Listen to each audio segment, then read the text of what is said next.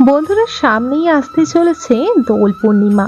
দোল পূর্ণিমা সনাতন ধর্মের অতি পবিত্রময় এক পূর্ণিমা বা একদিন।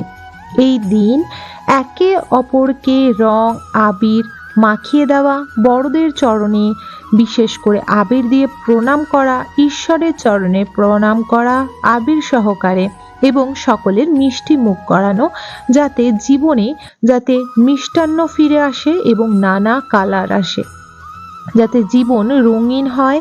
সুখ শান্তি সমৃদ্ধি আনন্দ ভালোবাসাই হলো জীবনের রং, এবং জীবনের মিষ্টতা হলোই জীবনের সকল প্রকার ভালোবাসাকে নিয়ে এই জীবনকে চলা।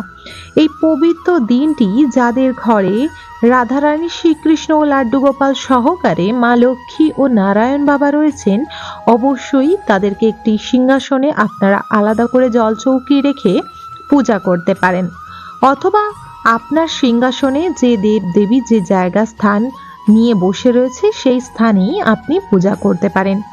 এই বিশেষ দিনে আপনারা তুলসী মঞ্চে যদি এই একটি জিনিস পুটলি তৈরি করে পুঁতে দিতে পারেন, ঈশ্বরের কৃপায় মা লক্ষ্মী ও নারায়ণের কৃপায় আপনার গৃহস্থ জীবন হয়ে উঠবে ফুলে ফেপে একটি সুন্দর হৃষ্টপুষ্ট গাছের মতো।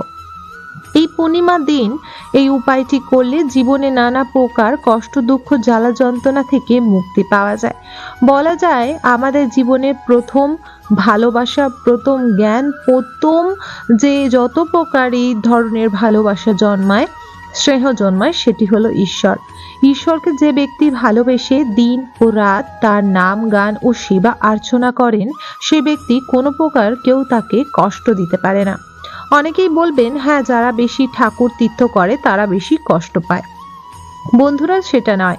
ঠাকুর তীর্থ করা হয় জীবনে নানা প্রকার ভালোবেসে, এবং আমাদের তারা ঈশ্বর, তাদের উপরে আমাদের কিছু আশা বা লোভ রেখেই শুধু তাদের সেবা করা উচিত নয়। তাদেরকে যে পূজা করা আমাদের নিত্যদিনের ভালোবাসা, এবং আমাদের সেটি যে সর্বশ্রেষ্ঠ পাওয়া, যে ব্যক্তি পূজা করছে তার কাছ থেকে যে ভগবান পূজাটি গ্রহণ করছে এবং নিচ্ছে, সেটাই অনেক বড় পাওয়া। সবসময় মনে লোভ বা ইচ্ছা রেখে পূজা করতে নেই, কারণ সবসময় আমরা কিছু করি যাতে আমাদের জন্য ভালো হয়। লক্ষ্মী পূজা করি যাতে যেন ঘরে অর্থ ধন দৌলত সুখ আর শান্তি আসে। বন্ধুরা, সবাই জানে যে লক্ষ্মী দেবী অর্থ, নৈতিক ও উন্নতির দেবী। ওনাকে সেবা অর্চনা করলে উনি খুশি ও প্রসন্ন হয়, সে ব্যক্তির বাড়ি থাকেন এবং তাকে ধন দৌলত সুখ শান্তির কোনো কমি রাখে না।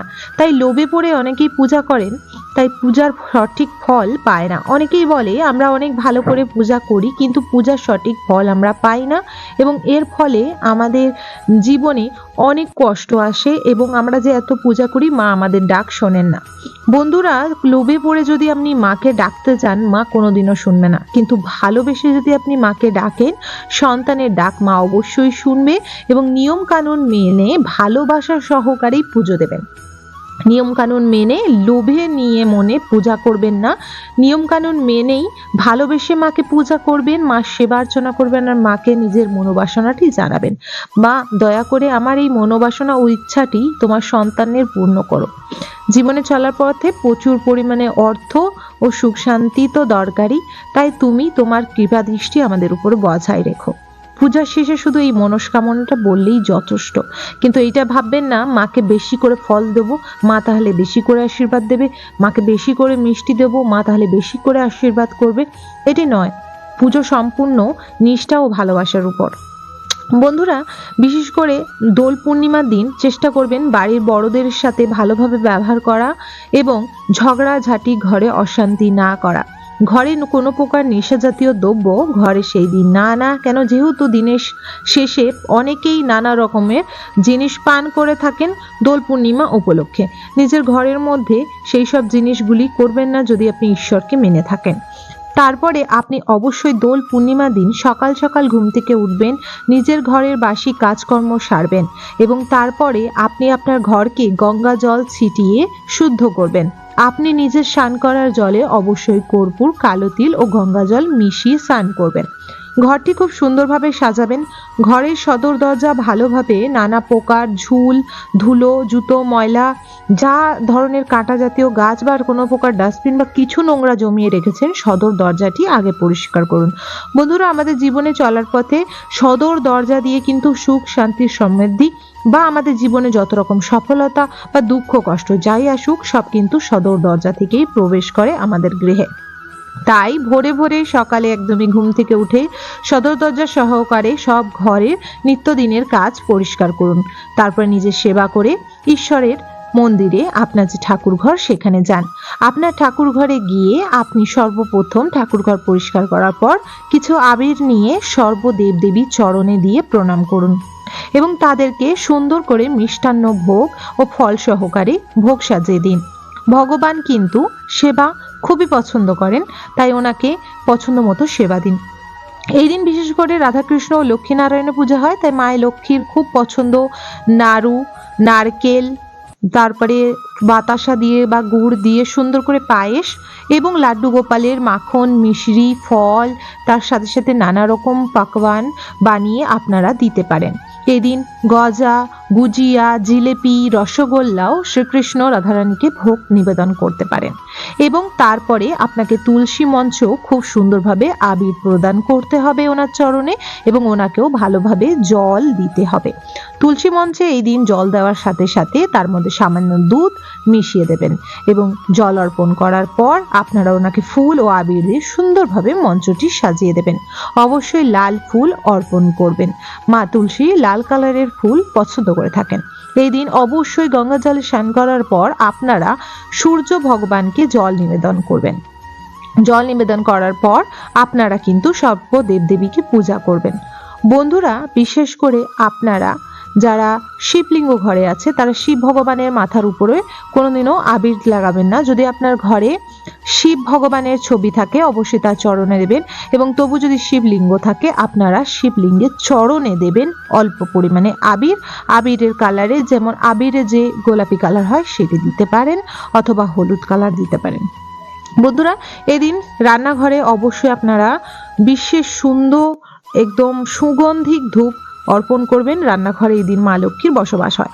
এরপরে আপনি ঘরে নিজের নিত্যদিনের সেবা শুরু করবেন। সব ভগবানকে আবির দেওয়ার পর সুন্দর করে ফল দিয়ে, ফুল দিয়ে, ভালো করে মিষ্টান্ন দিয়ে, ধূপ, বাতি, ধুনো, কর্পূর সহকারে পূজা করবেন। বন্ধুরা, এই দিন মা লক্ষ্মীর সাথে নারায়ণ ভগবানের অবশ্যই পূজা করবেন এবং নারায়ণ ভগবানের সব ভোগে তুলসী অর্পণ করবেন। 2টি থালা নিবেদন করবেন মা লক্ষ্মীর উদ্দেশ্যে, একটি যার মধ্যে তুলসী থাকবে না, একটি থালা কিন্তু নারায়ণ ভগবানের যার মধ্যে তুলসী পত্র থাকবে। এবার ঘরে আর্থিক উন্নতি ও সুখ শান্তি, জীবনে সফলতার জন্য আপনাকে একটি জিনিস করতে হবে। মা লক্ষ্মী ও নারায়ণ ভগবানের সামনে 2টি পান রাখবেন, তার মধ্যে রাখবেন সাদা কড়ি, গোমতী চক্র, একটি 1 টাকার কয়েন, একটি হলুদের গাঁট, তার সঙ্গে সামান্য গোবিন্দভোগ বা আতপ চাল এবং তার সঙ্গে একটি পদ্ম কমলের বীজ ভালোভাবে রাখার পর তার মধ্যে সামান্য চন্দন ও সিঁদুর লাগাবেন। পূজা করবেন। পূজা হয়ে গেলে পরের দিন পূর্ণিমা ছেড়ে যাবার পর আপনারা পানটিকে সরিয়ে নেবেন, ওটি জলে দেবেন এবং একটি হলুদ বা লাল কাপড়ের মধ্যে এই সামগ্রীগুলো নেবেন। নিয়ে মা তুলসীর অনুমতি সহকারে আপনারা কিন্তু তুলসী মঞ্চের একটু মাটি খুঁড়ে পুটুলিটা দিয়ে ভালোভাবে মাটি চাপা দিয়ে দেবেন এবং এতে রয়েছে নারায়ণ ভগবান ও মা লক্ষ্মীর আশীর্বাদ। নারায়ণ ভগবান ও মা লক্ষ্মী আর মা তুলসী যে গৃহে স্থায়ীভাবে থেকে যায়, সেই গৃহে কোনোদিনও কোনো প্রকার দুঃখ, কষ্ট, জ্বালা, যন্ত্রণা, দারিদ্রতা, রোগ ব্যাধি আসে না এবং তারা গোপন শত্রু ও নানা রকম অঘটনের হাত থেকেও রক্ষা পায়। তাদের গৃহে সর্বদা মা লক্ষ্মীর বাস, ভগবান নারায়ণ এবং মা তুলসীর বাস হলে সেই গৃহ সর্বদা সুখ, শান্তি, সমৃদ্ধি বাড়তে থাকে। তাদের গৃহে সর্বদা শুভ কাজকর্ম হয়, অর্থনৈতিক উন্নতি হয়। কিন্তু অবশ্যই এই দিন আপনারা নারায়ণ ভগবানের সাথেই মা লক্ষ্মীর সেবা করবেন।